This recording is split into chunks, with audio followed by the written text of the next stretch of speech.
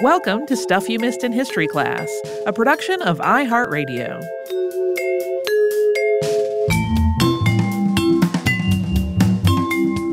Hello and welcome to the podcast. I'm Tracy V. Wilson. And I'm Holly Fry. Before we start today's episode, today's topic is a serious one, but today is also our last chance to let everybody know that we have a live streaming event coming up on March 10th, 2022. So if you're listening to this episode on the day that we released it, that's tomorrow. It's happening very soon. That's going to be at 8 p.m. Eastern, 5 p.m. Pacific. Several folks, when we have posted about this on social media, have said things like, that's 1 a.m. my time, so I can't come. Well, I have good news, which is that the stream is available for 72 hours after the show. So if you are in some time zone that is very inconvenient for the times that we've just said, it's okay. Normally when we have a live show, that live show becomes an episode of the podcast. That's not going to be the case this time. This is a little bit different in terms of the way our live shows normally go, rather than it just being us doing something that we could also have done in the studio. It's a little more interactive thing, so not as conducive to going into our feed with everything else. Yeah. So if you want to hear us talk about some feuds and have some votes with audience interaction, this is the thing. But like we said, if you miss out on a ticket, you won't get to hear this one. Yeah. So loopedlive.com. That's where you can go to buy tickets. We also have the link to the ticket page pinned up at the top of our Facebook and our Twitter. We are very excited about it. Again, that's on Thursday, March 10th, 2022. 8 p.m. Eastern, 5 p.m. Pacific. And now, on to the actual episode. One topic that we have gotten many, many, many requests for over the years is the Holodomor. Some folks have even been persistent enough to write in and request this topic more than one time. The Holodomor is the name that was coined in the 1980s to describe a famine that struck Ukraine in the early 1930s. The name comes from Ukrainian words that roughly translate to death by hunger. And while there were famines and food shortages that were taking place in other parts of the Soviet Union at the same time, Soviet policies toward Ukraine specifically made the situation there a whole lot worse. And they were part of an intentional effort that was spearheaded by Joseph Stalin to destroy Ukrainian culture and identity. This is also obviously part of the historical context for Russia's invasion of Ukraine that started on February 24th of this year. It is also really just truly horrifying. So listening to it in light of those events, which are ongoing, that may make it seem even more horrifying. So take care of yourself while you're listening. So to give a little bit of background, Russia and Ukraine share a lot of overlapping history, going all the way back to the establishment of Kievan Rus in the late 9th century. Kievan Rus was the first Eastern Slavic state, and today Ukraine, Belarus, and Russia all trace their origins and cultural identity back to it. But over the centuries, the nations, peoples, and ethnic groups that would form these countries as we know them today, they went through very different trajectories. What's now Ukraine was repeatedly divided up and assigned to other nations and empires, including Poland, Lithuania, and the Austro-Hungarian Empire. Aside from its westernmost regions, most of Ukraine became part of the Russian Empire in 1793. But regardless of which nation or empire they were considered to be living in, Ukrainians had their own ethnic and cultural identity. By the middle of the 19th century, most of what's now Ukraine had come under Russian control. But by that point, Ukrainian had also evolved as its own standardized language. Literature written in Ukrainian reflected Ukrainians' own cultural and ethnic identities. Imperial Russia eventually started to see this developing sense of language and cultural consciousness as a threat. And in the late 19th century, Russian officials started banning the teaching of Ukrainian and removing Ukrainian books from schools. The Russian imperial government was overthrown in a series of revolutions in 1917. The Bolsheviks, led by Vladimir Lenin, took control, changing their name to the Russian Communist Party of Bolsheviks in 1918. As all of this was happening, Ukraine established a provisional government and declared its independence, and for about the next 4 years fought to keep that independence. This involved political, diplomatic, and military efforts against other nations and against counter-revolutionary forces within its own borders. This lasted until 1922, when Ukraine became the Ukrainian Soviet Socialist Republic, part of the Union of Soviet Socialist Republics. That same year, parts of the Soviet Union faced a famine. This famine was brought on by the political instability and warfare of the previous few years, and it was made worse by a drought. At first, Soviet leaders refused international aid, but eventually a campaign for famine relief was underway in Soviet Russia. This included suspending food taxes. But Ukraine was really facing the same conditions, especially in its southern regions. Not only was Ukraine left out of aid programs and other relief until late 1922, but it was also expected to contribute food to Russia, including contributing food from the southern regions that had been most stricken by this same famine. The Communist Party had also instituted a system of war communism, which involved nationalizing industries and forcibly requisitioning surplus grain and other food. This affected the Soviet Union as a whole, but it was particularly disruptive in Ukraine, where about 80% of the population were farmers. Growing grain was a central part of the Ukrainian economy and identity. Ukraine is nicknamed the breadbasket of Europe, and its flag represents a blue sky over a yellow field of wheat. Under war communism, Ukraine was no longer able to sell its surplus grain, and as a consequence, its economy collapsed. Unrest was widespread, and agricultural productivity dropped since people didn't want to spend their time growing surplus grain that would just be requisitioned with no compensation. Lenin introduced a new economic policy in 1921 that addressed some of this, but there was still a lot of anti-Soviet and anti-communist sentiment. One step that was taken to try to reverse that sentiment was a policy of indigenization. Russia was by far the largest of the Soviet republics, and Russians were by far the largest ethnic group. But the Soviet Union was not at all monolithic, nor were the Soviet republics that comprised it.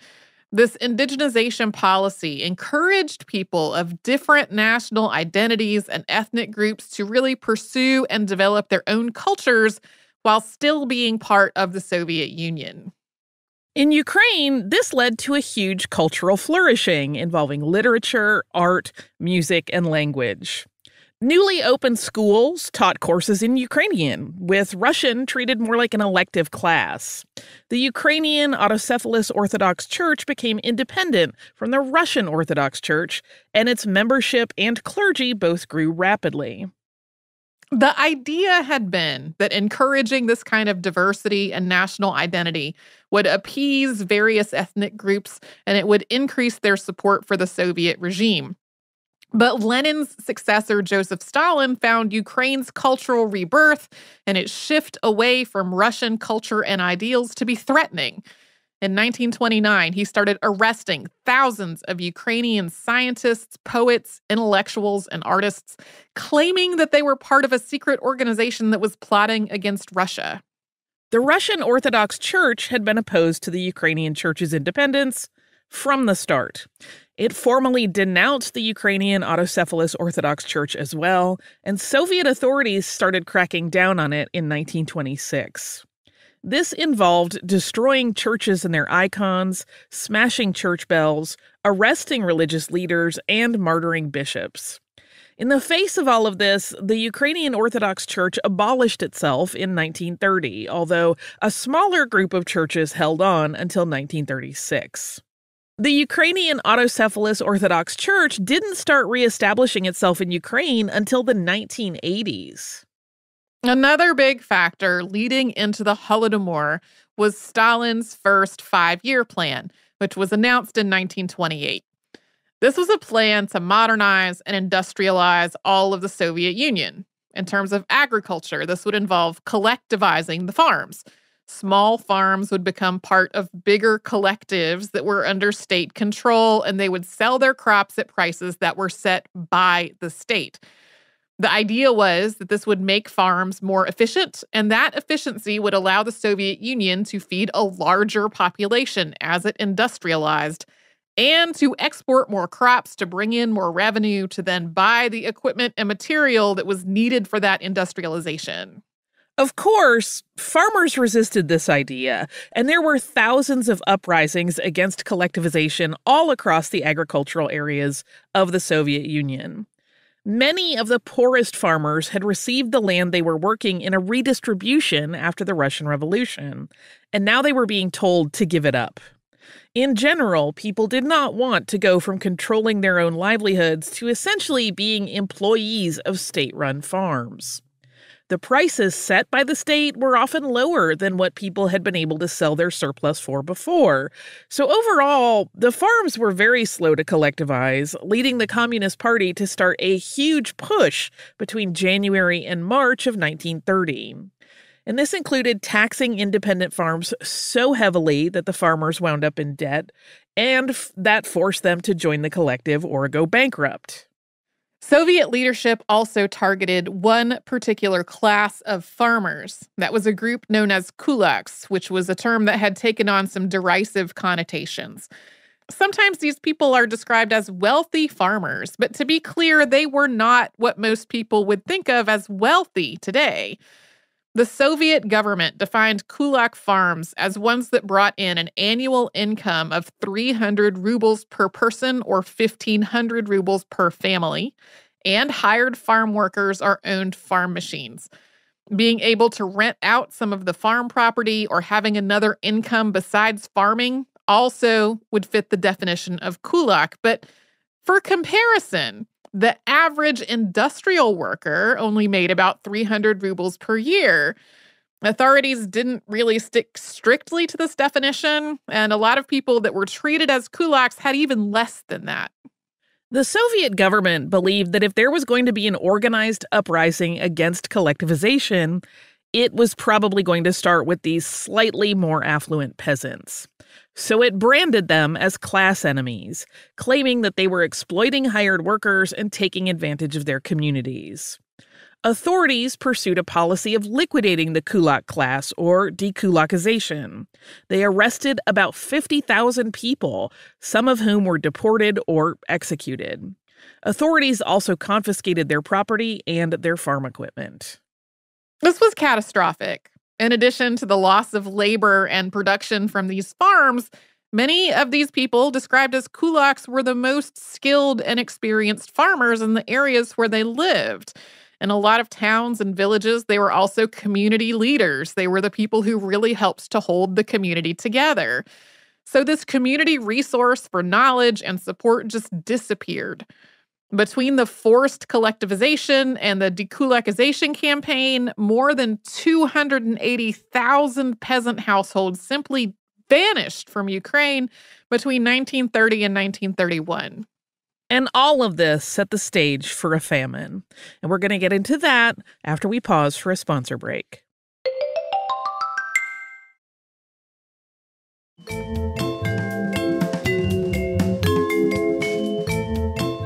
After all of the factors that we talked about before the break, the 1931 harvest was poor across a lot of the Soviet Union.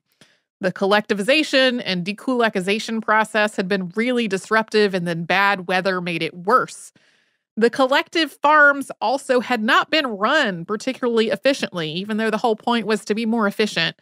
This was in part because that liquidation of the kulak class had involved a lot of loss of knowledge and leadership.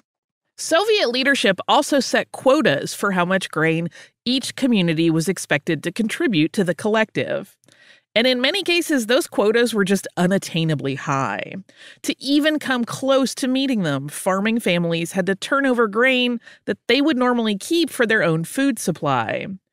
Although these quotas existed in all of the Soviet Union's agricultural regions, their effects were particularly dramatic in Ukraine, which was expected to contribute about as much grain and other produce as all the rest of the Soviet Union combined.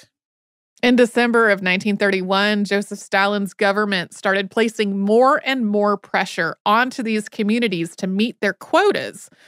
A lot of the enforcement of these regulations was overseen by the State Political Directorate, which is abbreviated from Russian as GPU. This was kind of a combined intelligence and secret police force. In internal memos about this, there is an insistence that the poor harvest and the failure to meet the quotas was the result of a coordinated program of intentional sabotage and theft that was meant to undermine the collectivization process and ruin the harvest and undermine the Soviet Union as a whole. So mass uprisings against collectivization, which involved everything from work stoppages to destructions of machinery to violent revolts, that was interpreted as a conspiracy against Soviet leadership rather than as a response to all of this increasing hardship and instability.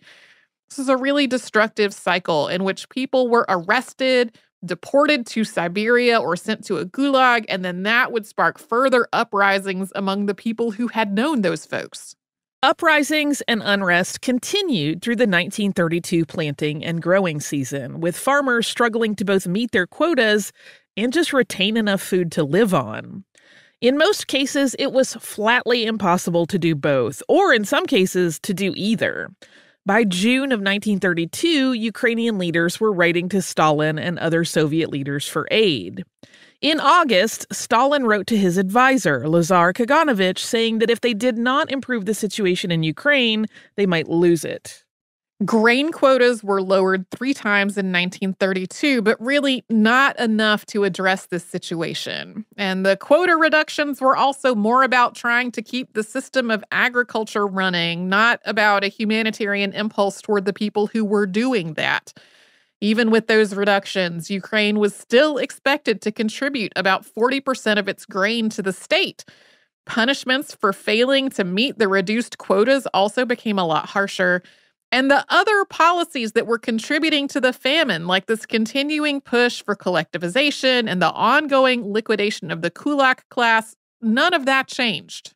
A new decree, called the 5 Stocks of Grain Decree, went into effect in August of 1932.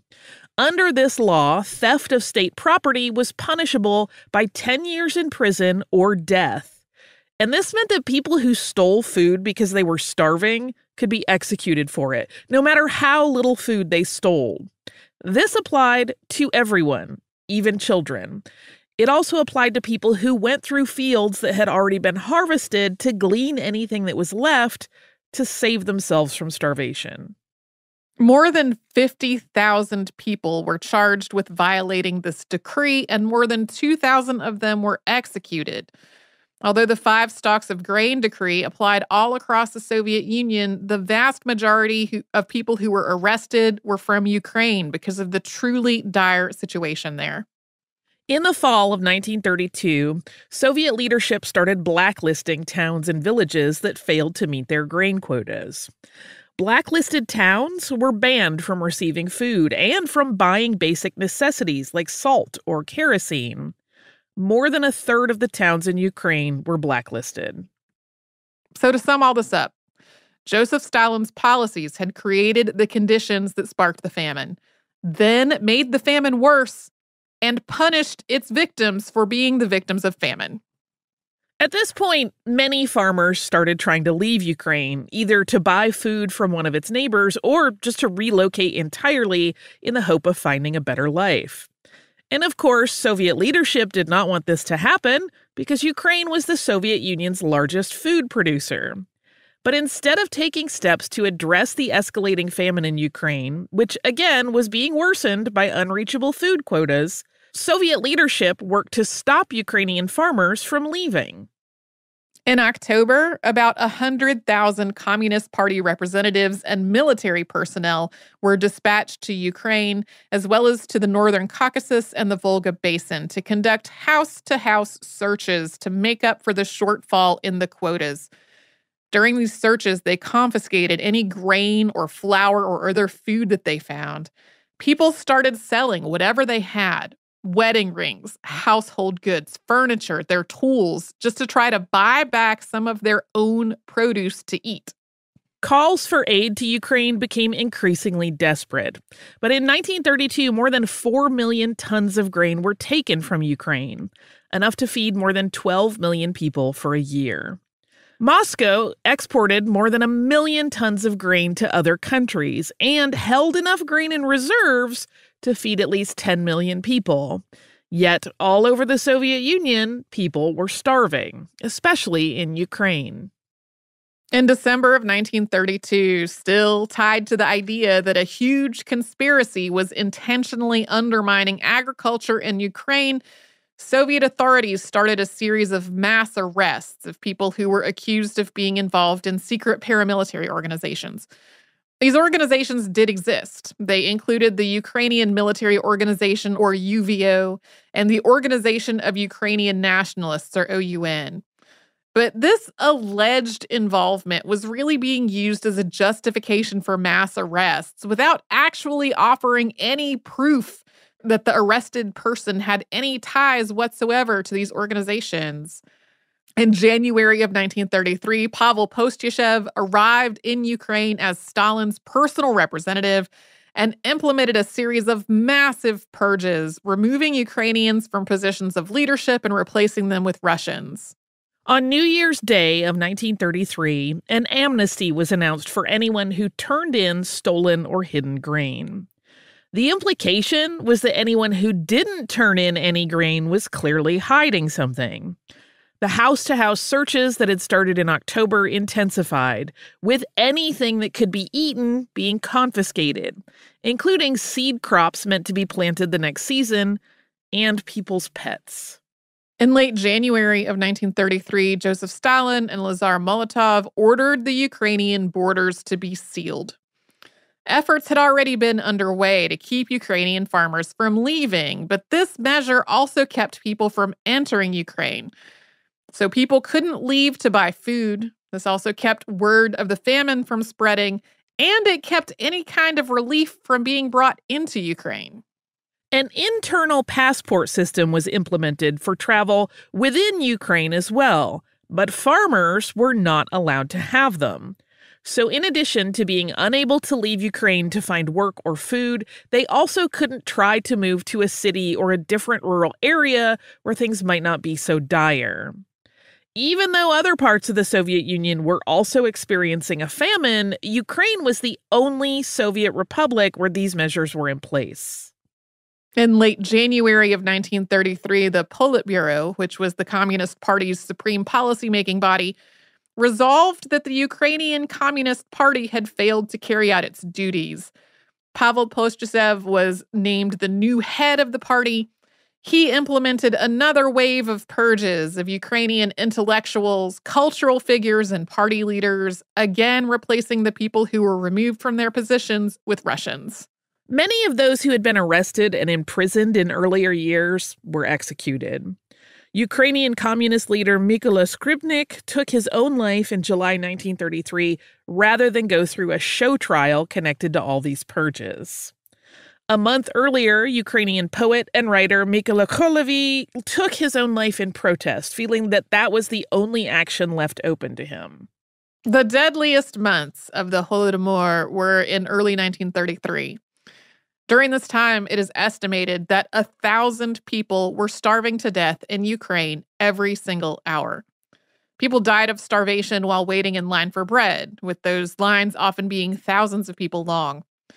As crops grew in the early spring of 1933, people died while trying to eat unripe grain uncooked in the fields. Parents abandoned their children close to cities, hoping that city dwellers with more access to food might take them in. Survivors' accounts are full of just absolutely desperate steps that people took to try to stay alive.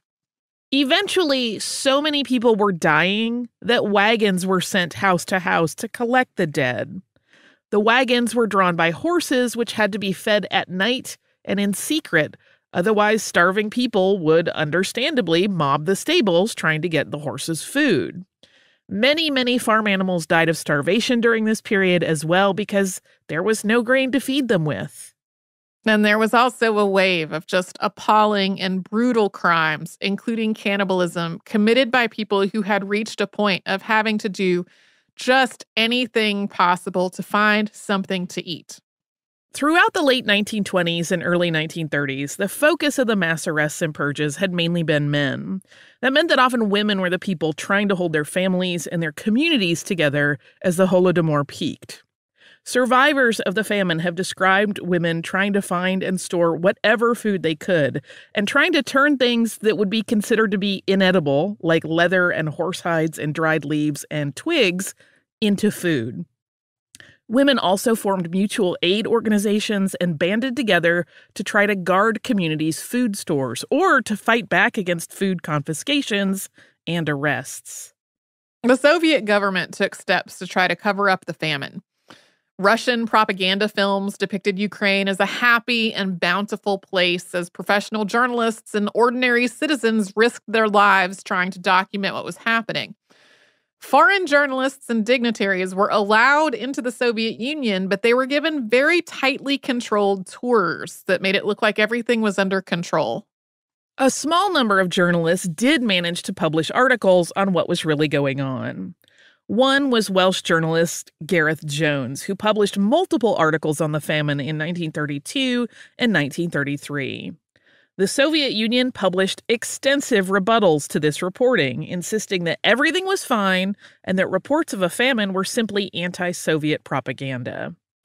Even journalists outside the Soviet Union questioned or dismissed Jones's reports. Walter Duranty of the New York Times, for example, stated that he, quote, thought Mr. Jones's judgment was somewhat hasty. Jones was ultimately forbidden from being allowed to re-enter the Soviet Union, and he was murdered in Japanese-occupied Mongolia in 1935. Yeah, there were some other journalists as well who were able to publish accurate accounts. Some of it later, later in the 1930s. But we'll get more into the aftermath of all of this after another quick sponsor break.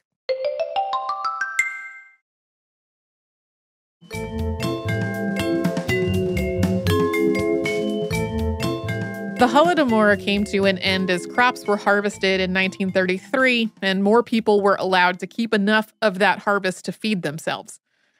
Accurate death records were not kept during the famine, though, so there are multiple estimates of how many people died. The most commonly cited figures today are about 5 million deaths across the Soviet Union, with about 4 million of those happening in Ukraine. But some estimates are a lot higher, as many as 10 million total deaths, with 7 million of those deaths in Ukraine. It's estimated that more than 10% of the population of Ukraine died in the Holodomor, with a much higher death toll in some communities. This, combined with the intentional arrests and purges of Ukrainian leaders, intellectuals, artists, and cultural figures, to just have a devastating effect on the nation and its identity. In February of 1934, Ukrainian writer Boris Antonenko-Davidovich wrote, quote, "At the present time, there is no Ukrainian culture. And if there is, it is the corpse of Ukrainian culture because the entire Ukrainian intelligentsia and its culture are in exile." Although the Soviet Union had tried relentlessly to cover up the famine, it was really impossible to keep it completely secret. But in spite of that, there was not really an international response to what was going on at the time. Discussions of the famine in the international community generally framed it as an internal matter for the Soviet Union and not something that called for some sort of international consequences. The United States recognized the Soviet government on November 16, 1933, more than a decade after the Soviet Union was first established. The Soviet Union also became a member of the League of Nations in 1934. Purges and arrests also continued into 1934, including replacing Ukrainian leaders with Russians. Russians were also recruited to repopulate parts of Ukraine that had been most affected by the famine. Some of these people were volunteers who returned to Russia after about a year, But this was part of an ongoing effort to transfer more people who were ethnically Russian into Ukraine. The Soviet cover-up of the famine also continued for years. In 1937, there was a census that made it obvious that something terrible had happened in Ukraine. Joseph Stalin suppressed the census and then had the committee that had carried it out executed. Soviet efforts to cover up the famine and to break apart Ukrainian culture and society ended only after Nazi Germany invaded in 1941.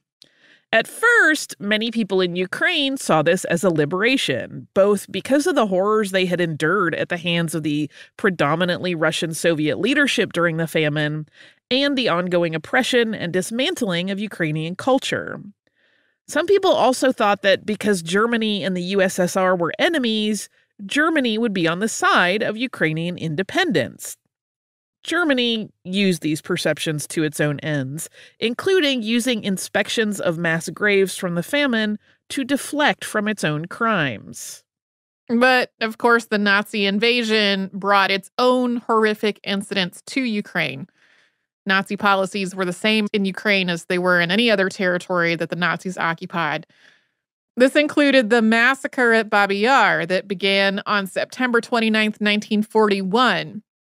More than 33,000 Jews were killed in this massacre, and the ravine where it happened was the site of additional massacres and mass burials over the remainder of the war.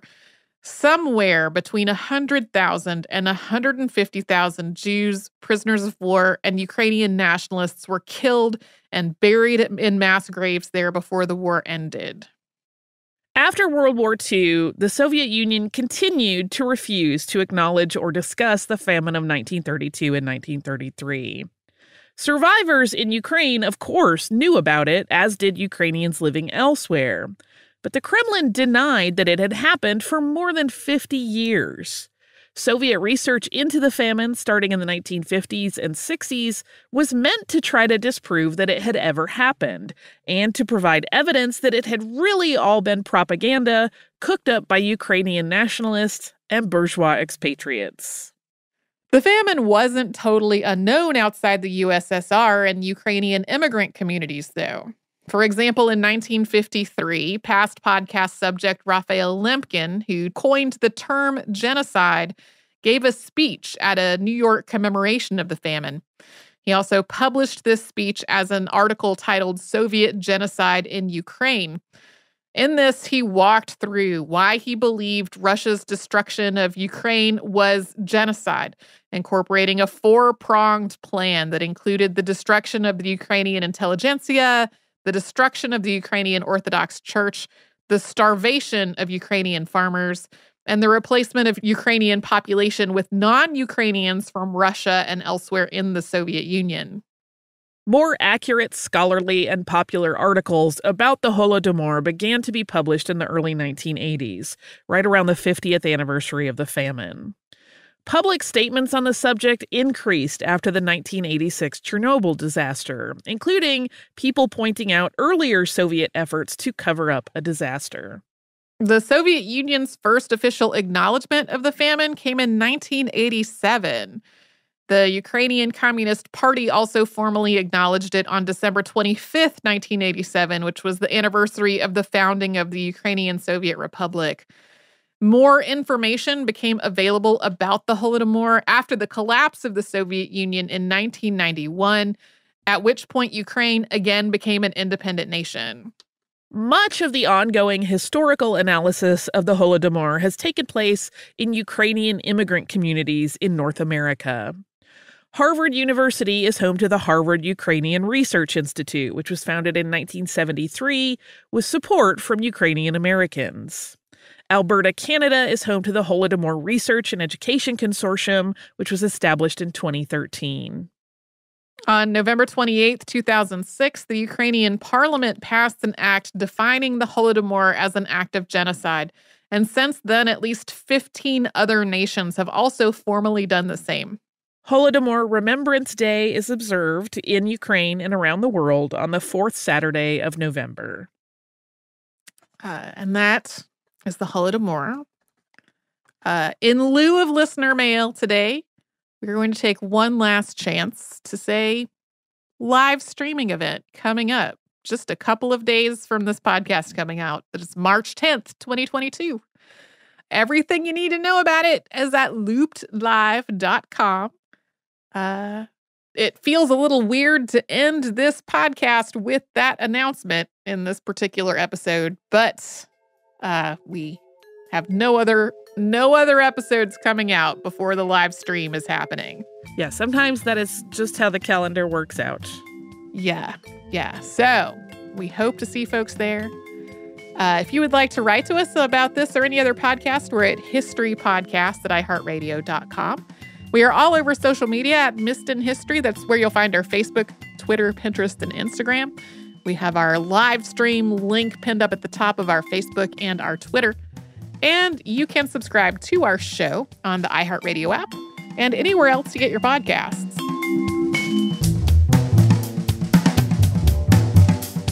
Stuff You Missed in History Class is a production of iHeartRadio. For more podcasts from iHeartRadio, visit the iHeartRadio app, Apple Podcasts, or wherever you listen to your favorite shows.